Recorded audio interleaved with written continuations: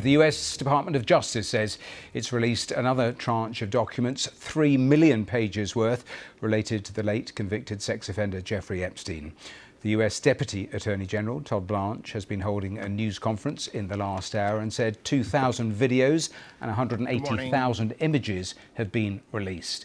A small portion of what's known as the Epstein files was released by the DOJ back in December of last year, following a congressional bill signed into law to make the files public within 30 days. However, until now, fewer than 1% of the files on Jeffrey Epstein have been made public. Well, our teams are going through the latest batch that's been released by the Department of Justice, released in the last hour. We'll bring you the latest details in a moment. But let's start this hour hearing from the Deputy Attorney General, Todd Blanche. I'm here today to talk about the department's compliance with its production obligations under the Act. Around, I think right now, and continuing throughout the day-to-day, as the indexing and uploading completes, we are producing responsive materials under the Act. Today, we are producing more than 3 million pages, including more than 2,000 videos and 180,000 images. In total, that means that the department produced approximately 3.5 million pages in compliance with the Act. Just a quick note about the videos and images. The 2,000 videos and 180,000 images are not all videos and images taken by Mr. Epstein or someone around him. They include large quantities of commercial pornography and images that were seized from Epstein's devices, but which he did not take or that someone around him did not take. Some of the videos, though, and some of the images do appear to be taken by Mr. Epstein or by others around him. Well, that was Todd Blanche in the last hour. We'll talk to Gary O'Donoghue in a moment, but I'm going to take you to the White House because Donald Trump is having a live event there at the moment, talking about a range of issues. I think he's still talking about Iran, so it's a good time to actually just hear a little of what the US president is saying. Everything behind it, and I think it's going to be really exciting. Roger, please. Well, thank you, Mr. President. This is a really amazing time for us as a company to support the 250th anniversary for the country.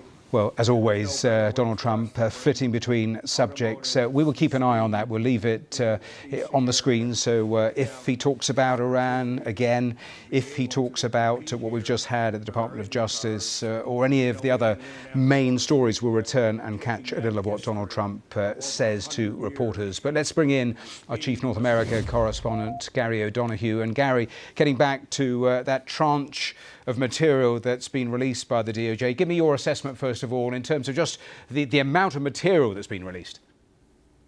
Well, it's vast. I mean, it's absolutely vast. It's going to take a long time for people to go through it. It is to some degree searchable, but not easily searchable. People will be looking to try and find if there's any new information in there. A lot of these documents will be similar types of documents to the ones we've had before. So things like flight logs on Epstein's plane, photographs. There are videos as well. Interestingly, which I don't think was true before Christmas, you had to sign a waiver to look at these documents, a kind of age-related waiver, which suggests that there may be some material in there that they believe could be, difficult or unsuitable for children to look at. And he did mention in his press conference, Todd Blanche, that that some of the material might be pornographic. We don't know to what degree that would be redacted. Certainly he's redacted, or they're redacting all the pictures of women in these files, but they've also said there could be mistakes because of the sheer amount of material, and they have this email address where people who feel their images or their material has been released erroneously can kind of email in. So it'll take a long time to assess the nature of this dump. It does comply finally with the bill that was passed in Congress. It's late, but it does comply. There is a small number of documents that may still be being held back at the moment in the Southern District of New York. That seems to be related to a particular court order there. And I think people will just start trawling through to see if there's anything new. It's worth pointing out that as far as we know, there are no active criminal investigations into others in terms of Epstein, and who's dead, of course, and Ghislaine Maxwell, his co-conspirator who's in prison. We don't know of any other investigations relating to his activities. And in terms of President Trump and other high-profile figures, none of the victims have ever made an accusation against Donald Trump, nor Bill Clinton, indeed, who has featured heavily in some of the previous releases. Yes, and we heard within that news conference, Todd Blanche say they rejected really, really strongly, the Attorney General and himself, that they don't take child sex trafficking seriously. You mentioned the president at a different stage. He also said, we did not protect Donald Trump in the release of the Epstein files. So cutting to obviously some of the accusations that have been made over the years, despite no evidence being put forward.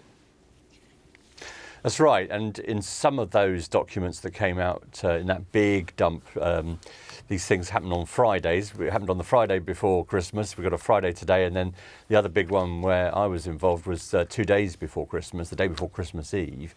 That was the one that contained suggestions by some agents who were investigating Epstein that Donald Trump, the president, had been on Epstein's plane more than had previously been thought back in the 90s. Again, no allegation attaching to that, certainly by the investigators in that document. And also those documents before Christmas indicating that there were others, potential co-conspirators that the Justice Department were looking at, maybe as many as 10, 6 of whom had subpoenas. Now, again, no one's been charged. There's no indication anyone is being investigated actively at this point in time. And to be honest, I mean, it wasn't asked of the Deputy AG during that press conference, as far as I heard, but the obvious question is, while you were reviewing all this stuff for redactions and for publication, were you doing a sort of process of review in terms of whether you should be going after anyone else? That question we haven't had answered as far as I know yet.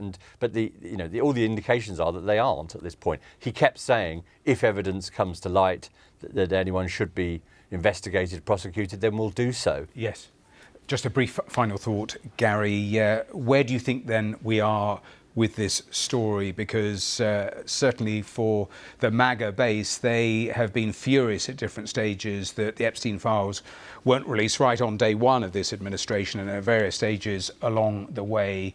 In terms of Donald Trump being able to push this out of the headlines, again, where do you think we are? Yeah, I mean, this has annoyed them, the base, his core support, incredibly, massively, not least because of the kind of flip-flop on it, the kind of the gung-ho, we're going to release everything, sort of hinting at conspiracies during the election campaign, then getting cold feet on the whole process, dumping on the idea of this sort of private client list that the base seemed to think that there was a secret list of people that Epstein had kept. Justice Department pushed back on that regularly, and again so today. So he will hope that they get part of this. But the point about conspiracies is that they're not often susceptible to evidence.